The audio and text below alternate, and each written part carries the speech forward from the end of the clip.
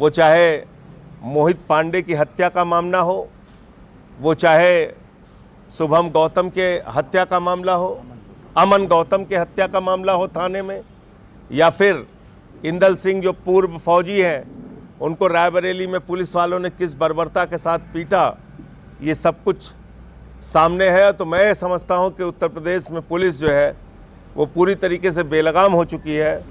कानून का राज बिल्कुल ख़त्म हो चुका है।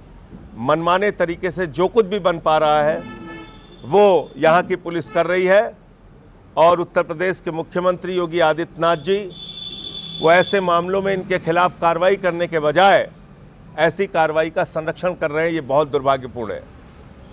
तो मोटे मोटे तौर पे मुझे इतनी ही बात कहनी थी।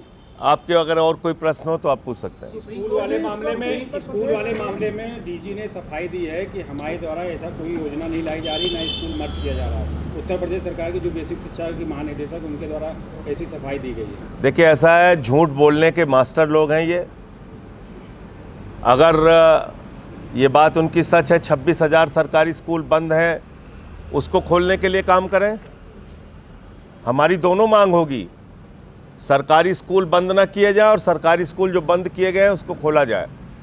तो हम इसको लेकर आंदोलन करेंगे। 50 से कम बच्चों वालों को समायोजित करने की बात की गई है, समायोजित करने की बात की गई है। जहाँ पे 50 से कम बच्चे हैं वहाँ के स्कूलों को समायोजित करने की ये तो अपने आप में ही बड़ी हास्यास्पद बात है। आपने स्कूलों को इतना बदहाल कर दिया कि वहां पे बच्चे अपने पढ़ाना नहीं चाहते लोग, तो 50 बच्चे कैसे पूरे होंगे सर? आप मुझे बताइए। अगर स्कूल अच्छे नहीं होंगे, टूटे होंगे, टाट पट्टी पे बैठ के पढ़ेंगे बच्चे, मिड डे मील में उनको पानी वाली दाल दी जाएगी, क्यों जाएंगे वो स्कूल पढ़ने के लिए? आपने सरकारी शिक्षा को बढ़ावा देने के लिए कोई काम किया? इसलिए 50 से कम बच्चे होंगे तो आप उसको सुधार करने के बजाय उसको बंद कर देंगे। आपको शर्म नहीं आ रही कि आपके स्कूल में 50 बच्चे भी नहीं इकट्ठा हो रहे हैं? तो शर्म आने के बजाय, आपको इस बात पे अपनी सरकार के ऊपर गुस्सा आने के बजाय आप सरकारी स्कूल ही बंद कर दे रहे हैं। जी, इस समय उपचुनाव क्षेत्रीय मुद्दों से इतर पोस्टर वार पर आया है। एक तरफ कटोगे पोस्टर लगाए जा रहे हैं, दूसरी तरफ चुनेंगे जीतेंगे ऐसे तमाम पोस्टर लगाए। तो क्या ये उपचुनाव अब पोस्टर वार पर आके ठहर गया? देखिए, मैं तो बहुत साफ तौर पे कहना चाहता हूँ, इस देश के दलित, पिछड़ों, आदिवासियों और अल्पसंख्यकों के खिलाफ भारतीय जनता पार्टी के मन में नफरत भरी हुई है। ये देश का संविधान खत्म करना चाहते हैं, आरक्षण खत्म करना चाहते हैं।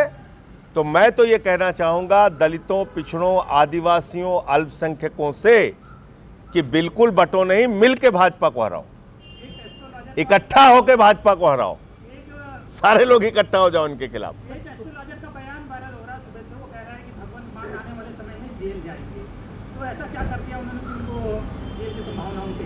ऐसे हमारी पार्टी के बारे में ऐसी बातें बराबर लोग करते रहते हैं, लेकिन हम जेल से, मुकदमे से, लाठी से, इनसे न डरने वाले हैं न रुकने वाले हैं। जेल तो मुझे भी भेजा मोदी जी ने, तो इसलिए इस बात की ज़्यादा हम परवाह भी नहीं करते जो कर। सुप्रीम कोर्ट की गाइडलाइन थी कि कहीं भी बिल्डोजर नहीं चला जाएगा, मगर सुप्रीम कोर्ट तो जो है ठंडे बच्चे में डालकर समझा कि बिल्डोजर चलते चले जाते। कैसे देखना सर? देखिए, मैं तो ये कहता हूँ भारतीय जनता पार्टी की मान्यता ही रद्द होनी चाहिए।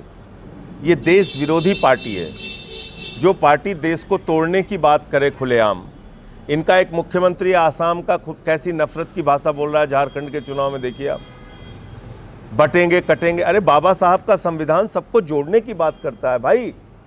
भारत का संविधान सबको जोड़ने की बात करता है, संघीय ढांचे की बात करता है, लोकतंत्र की बात करता है, समानता के अधिकार की बात करता है। आप तो संविधान के खिलाफ बात कर रहे हैं, नफरत फैला रहे हैं, बुलडोजर चला रहे हैं, कुचल रहे हैं लोगों को।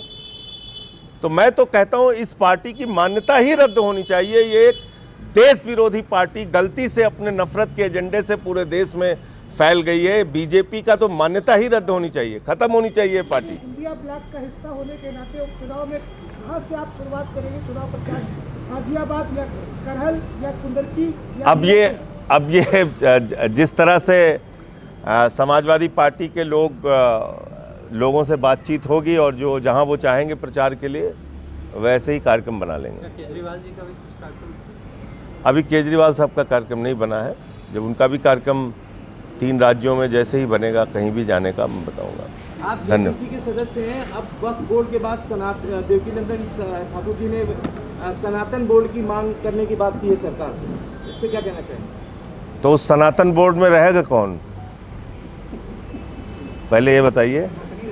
100 साल से इस देश का एक संगठन है RSS, राष्ट्रीय स्वयंसेवक संघ। मैं बहुत कड़वी बात कह रहा हूं, अगर आप मौका लगे तो पूछ लीजिएगा। 100 साल हो गया इनको, ये 100 साल पुराना संगठन है। 100 वर्षों में एक भी दलित, पिछड़ा और आदिवासी RSS का प्रमुख नहीं बना। कारण क्या है बताइए मुझे आप। एक भी दलित, पिछड़ा और आदिवासी RSS का प्रमुख नहीं बना। पहले तो इस पे बहस कीजिए ना। इस देश की 80-85% आबादी को आप अपने संगठन में हिस्सेदारी नहीं देते। आपके हिंदू होने का मतलब क्या है कि दलित मंदिर में प्रवेश नहीं करेगा? आपके हिंदू होने का मतलब क्या है कि आप भारत के राष्ट्रपति रामनाथ कोविंद जी को मंदिर के शिलान्यास में नहीं बुलाएंगे, श्रीमती द्रौपदी मुर्मू जी को, भारत की राष्ट्रपति को, मंदिर के उद्घाटन में नहीं बुलाएंगे क्योंकि एक दलित समाज से थे और दूसरी आदिवासी समाज से हैं। इसलिए इस बात को मत छेड़िए, माफी चाहता हूं, इस पे लंबी बहस हो जाएगी। 100 साल हो गए RSS को, एक भी दलित और पिछड़ा या आदिवासी उन्होंने RSS का प्रमुख नहीं बनाया। हिंदू की परिभाषा क्या है बीजेपी के दिमाग में, इस पे पहले बहस कीजिए ना।